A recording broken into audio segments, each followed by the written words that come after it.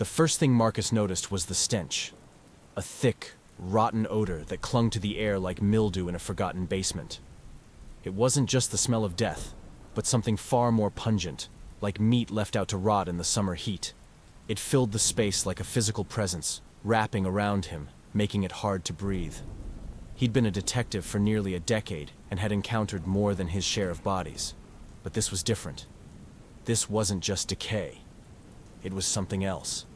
Something worse. The air was thick with moisture, almost greasy, and his footsteps seemed to echo unnaturally in the dimly lit room.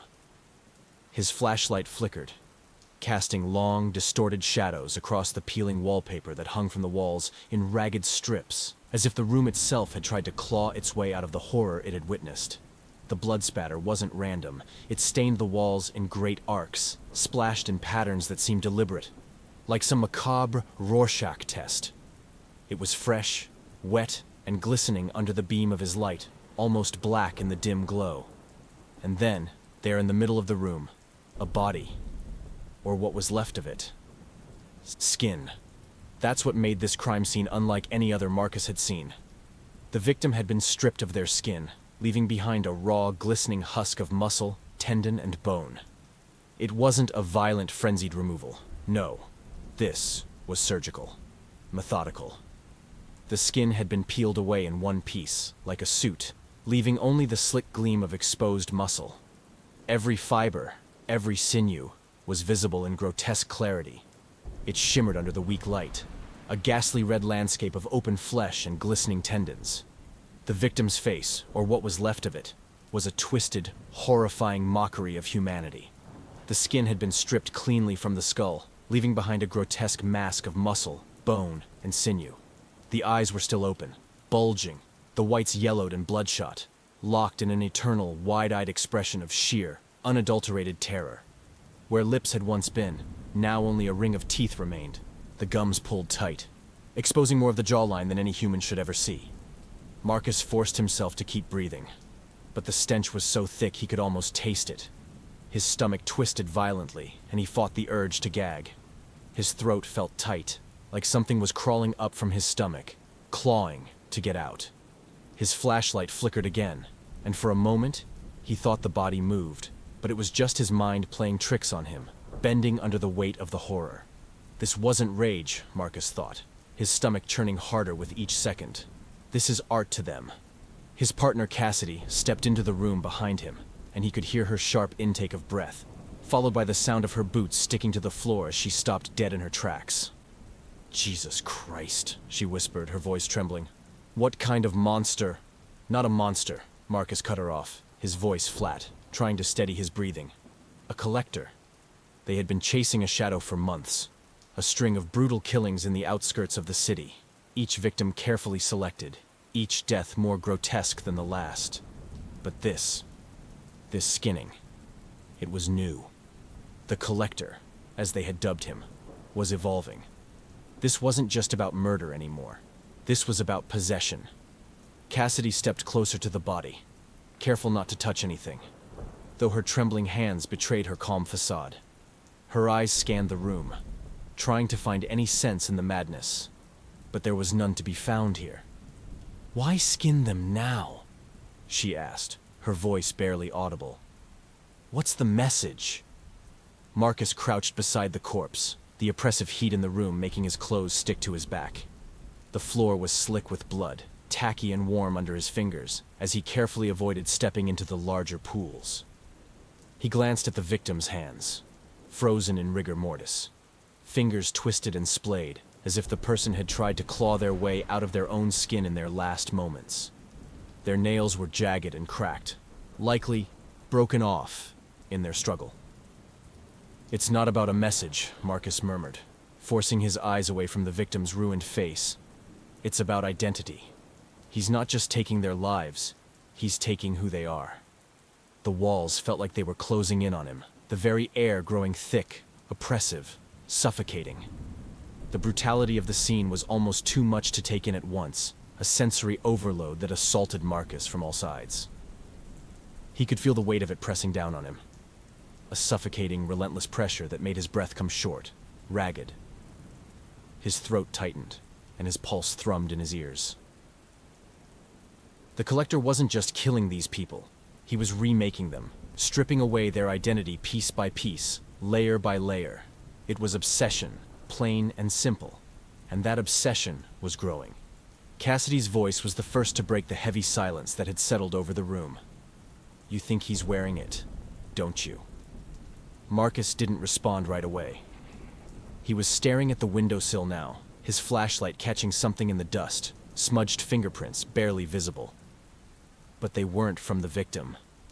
These prints were fresh, smeared slightly, as if someone had been rushing. And beside them, a small strip of skin, left behind like a torn piece of clothing, dried and crinkled at the edges. Marcus felt a cold shiver crawl up his spine. "He's not just wearing them," he said quietly, his voice barely a whisper. "He's becoming them." The next night, Marcus couldn't shake the feeling that they were already too late. It hung over him like a storm cloud, casting a shadow on everything. Another body had been found, this time in a run-down apartment building in the industrial district. The moment he stepped into the building, his gut twisted. The method was the same: precision cuts, skin removed with surgical expertise. But there was something new. The collector had left a message this time, carved deep into the chest of the victim. "I know who you are." Marcus stared at the words, his pulse pounding in his temples. It wasn't just a threat, it was a taunt, a game. And the collector was enjoying every second of it. He was watching them, following their investigation. And now, he wanted them to know that he was closer than ever. Too close. Marcus hadn't slept in over 24 hours, and the exhaustion was starting to wear on him like an anchor around his neck. The weight of the case pressed down on him like a suffocating fog, clouding his mind, unraveling him, and that was exactly what the killer wanted. When he and Cassidy arrived at the scene, the building was nearly deserted, except for the body. A middle-aged man, nameless in the system, just another invisible face in the crowd. But to the collector, he had been more than that. He had been a new skin to wear. Marcus knelt beside the body, examining the wounds closely.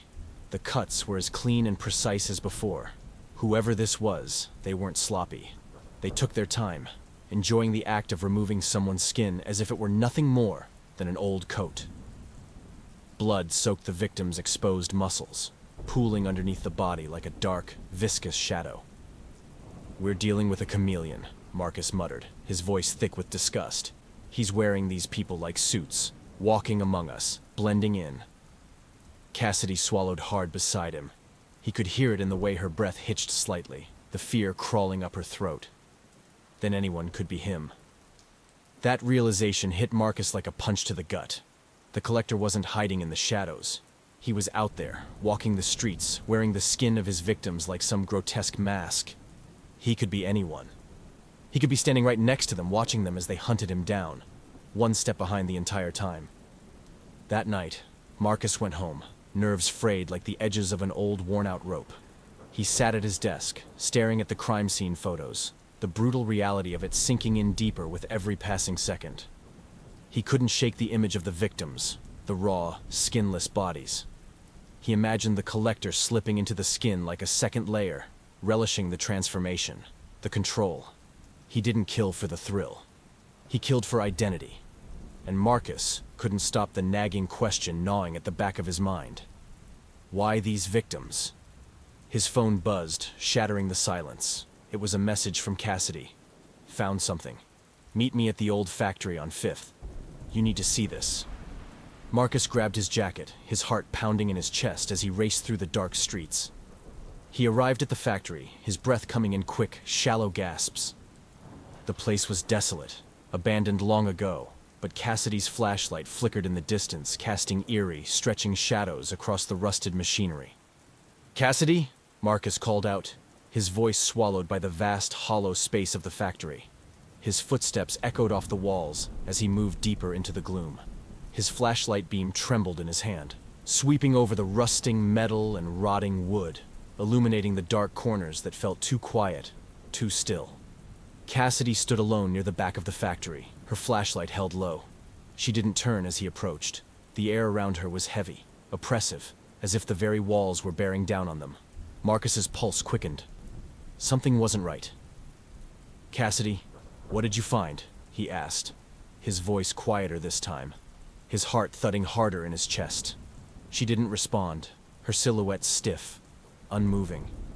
"Cassidy," Marcus said again, this time stepping closer, his voice sharp with growing dread.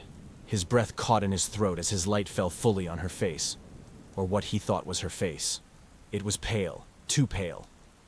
The skin looked off, like it didn't quite fit her, sagging in places, pulled too tight in others. Her eyes stared forward, empty, unfocused.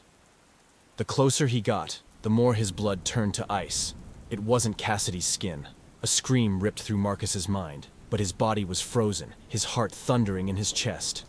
He stumbled back, his breath coming in ragged gasps. The skin was wrong, sagging at the edges, slightly loose around the neck. Marcus's flashlight flickered, illuminating the ghastly truth. This wasn't his partner.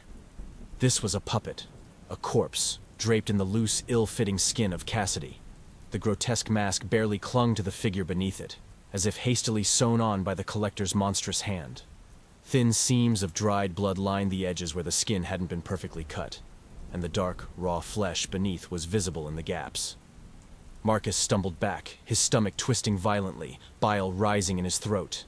His flashlight slipped from his hand, clattering to the floor, the beam spinning wildly. The figure shifted, and as it did, the skin on its face began to peel, sliding down in loose, fleshy strips.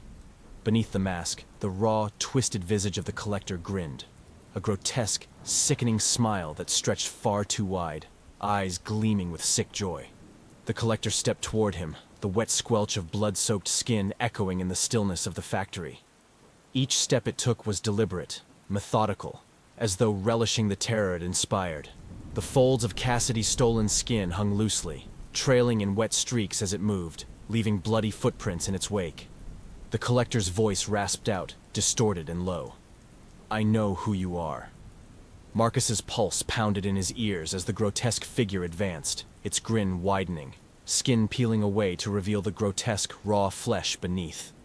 Every instinct in his body screamed for him to run, but his legs refused to move. The horror had rooted him to the spot, the sheer impossibility of what he was seeing paralyzing him in place. This wasn't just about the victims anymore. This was about him. The collector wasn't just after faceless prey. He had been circling closer and closer, and now, he was here. With a final, deliberate step, the collector stood inches from Marcus, the stench of rotting flesh overwhelming. Marcus could see the seams where Cassidy's skin had been crudely sewn together, blood oozing from the gaps. The skin was peeling away from the collector's face now, revealing glistening muscle, bone, and something inhuman beneath the surface. Marcus's heart pounded in his chest as the collector whispered, his breath hot and foul. "Now, it's your turn."